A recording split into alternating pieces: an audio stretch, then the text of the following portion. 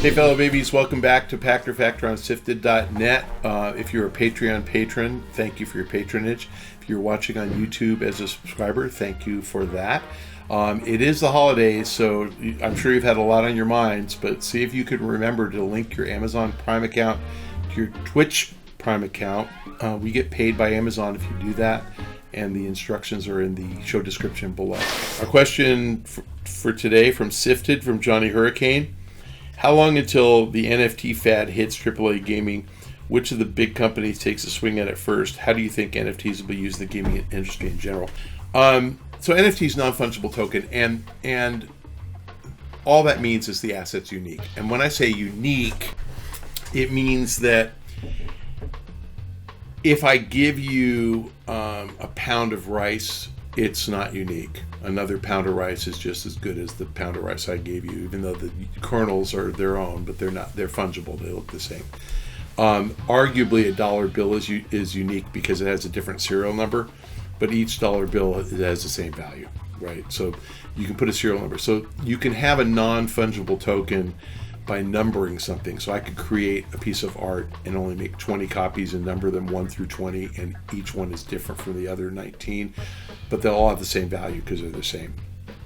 So in games, let me use Candy Crush because it's easy. If you buy a lollipop hammer, that's a token. You bought a virtual token that is a digital hammer and it breaks candies. They're all the same.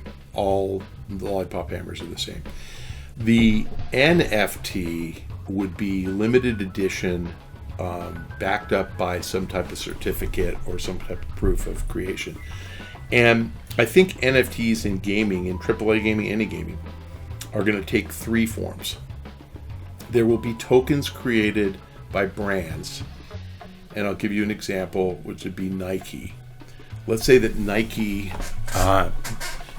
comes up with a Air Jordan Fortnite edition or Air Jordan Gaming edition, and every kid who actually buys the Air Jordans, the actual physical shoes, opens up the box and there's a certificate with a code in it, and you can scan the code or you can enter it into your login when you play a game, and your character will have those shoes and they'll look just like the shoes you bought. Nike want that because the only people in the game who were wearing the shoes would actually own them in the real world. And so that would be just like Louis Vuitton or Gucci wants their bags to have a logo that everybody can see.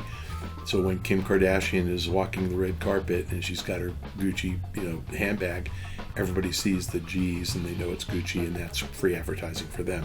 So Nike would want every kid in the game who plays to see every kid who owns the shoes, because they'd be like, where'd you get those, awesome kicks? And it would help them to market the shoes. Open question whether they would pay Fortnite to allow that to happen, or Fortnite would pay them. I think Nike would pay Fortnite. So I think that brands will want to be in games because I think it really does make the whole game economy real. And the key here is the metaverse, that you want the item you purchase to be usable anywhere you go. So when you actually buy real Nikes, you wear them wherever you go. You wear them to school, you wear them to basketball practice, you wear them to the Laker game, you wear them to the store, and no store says you can't come in here because we only sell Pumas, you can't wear Nikes. And so Fortnite would let you in, and so would Call of Duty, theoretically. The second big category for NFTs, I think, in games is developer created, so professionally created items, but not first and third party. So the first parties already create these tokens because, like I said, your lollipop hammer is a token. It just happens to be fungible. But what if a third-party developer created something in a game? And the example I'll use, because I remember this actually happening, there was a game in 2006 called Little Big Planet for PS3. And some developer, I do not know who this guy was, but my God, was he talented, created a Donkey Kong level. And he dressed up Sackboy as Mario. And so Sackboy had a red hat with an M on it and blue suspenders, overalls. And he actually created a Kong at the top, and he created this platform, and you went up and you played Donkey Kong inside Little Big Planet. And he put it up on the internet, on the Sony internet, as a download. You could download his level, and I can't remember if he charged or not. I used it, I played it. But Nintendo had it taken down like 3 days later because it violated their copyrights. But imagine if a game was created to let you create anything you want and sell it, right? Now, that, again, might not be non-fungible. That might be fungible. But the idea is if you buy it, it's unique to you, and you can sell a single-use license. And I think that's the future of games. I played, I think it was Doom. I'm not 100% sure. I think it was Doom, where Doom like 3 in the 2000s, 04, 05. And I remember you'd be in these dark places and you'd have a flashlight and you'd be looking around for demons. And if you saw a demon, you had to put your flashlight down and grab your weapon, which was literally like 1 or 2 button clicks, mouse click or whatever. But it was a step. And then you'd shoot, but you couldn't actually see where you're shooting. So you'd see the demon and then you'd shoot where you thought it was. And somebody came up with a mod, which was tape. And you could tape your flashlight to your weapon. Do you remember that? Doom 3. Yeah, and I did it.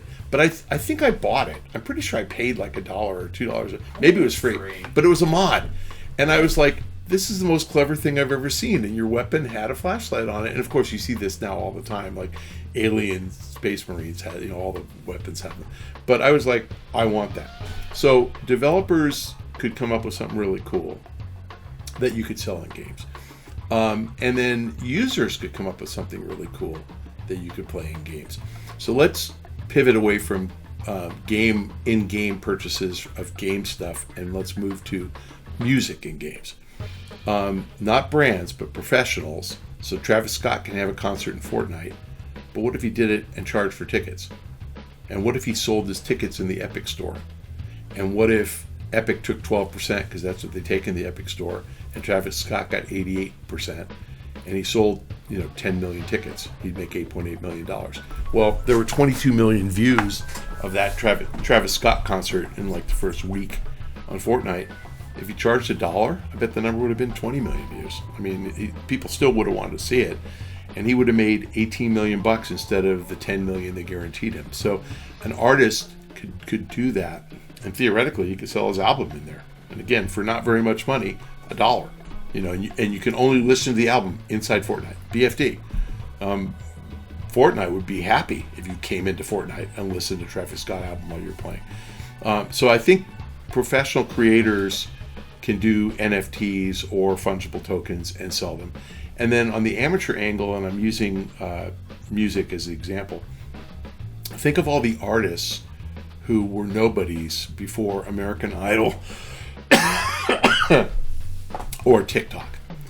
So you've got these Carrie Underwood and what's her name, Kelly Clarkson, who were American Idol winners, who are actual recording artists, and they kill it and they do really well. And you've got, is it Camila Cabello? And you've got these, I forget the other girl's name, Becky G. You've got these TikTok stars who are actually real people that are like really making money now from recording because they were amateurs who just put their stuff up on TikTok.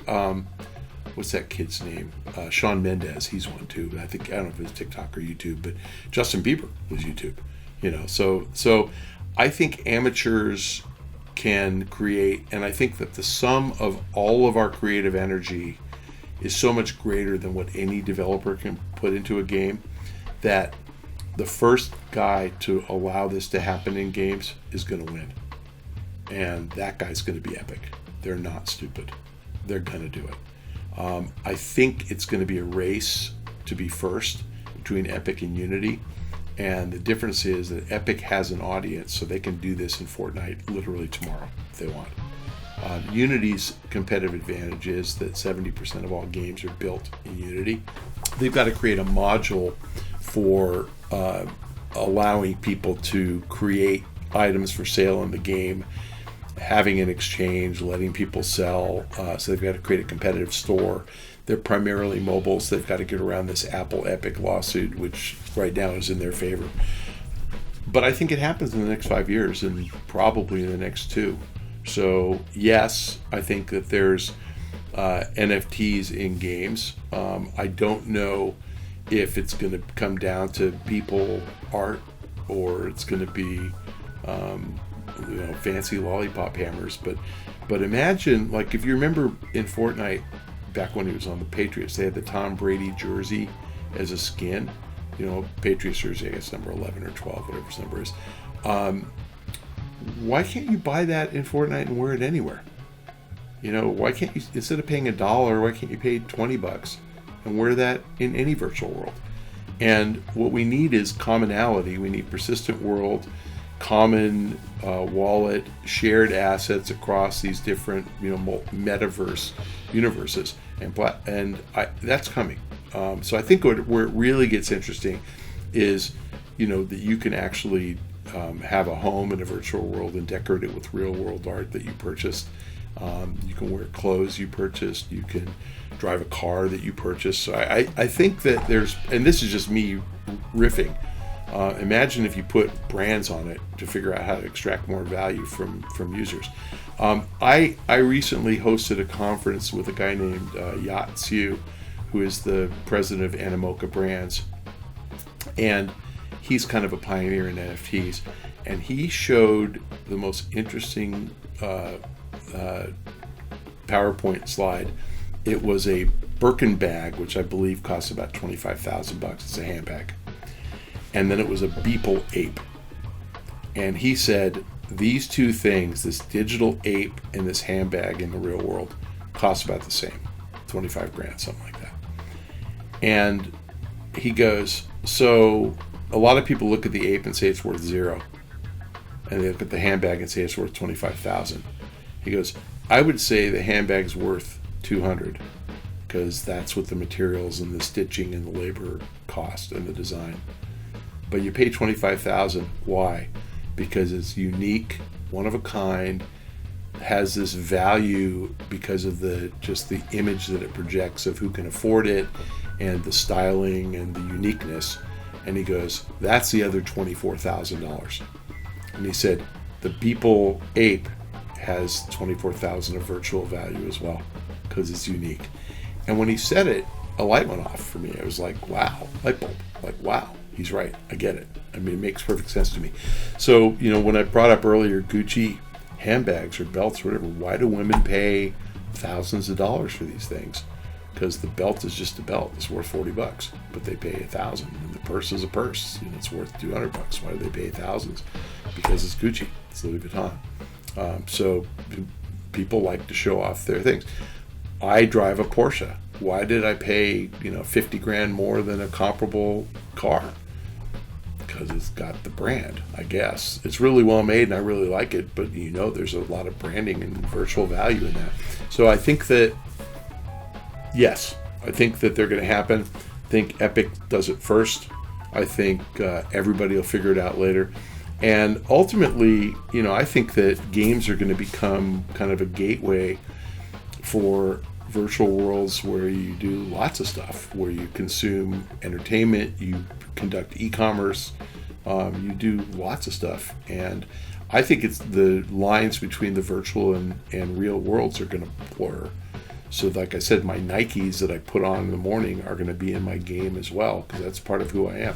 My Peterman t-shirts will be in the game because that's who I am. Thanks for joining us on Pachter Factor on SIFTD.net. If you're a Patreon patron or a YouTube subscriber, thank you for your patronage, and you're getting this real time. If you can remember, please link your Amazon Prime account to your Twitch Prime account. The directions are in the show description below.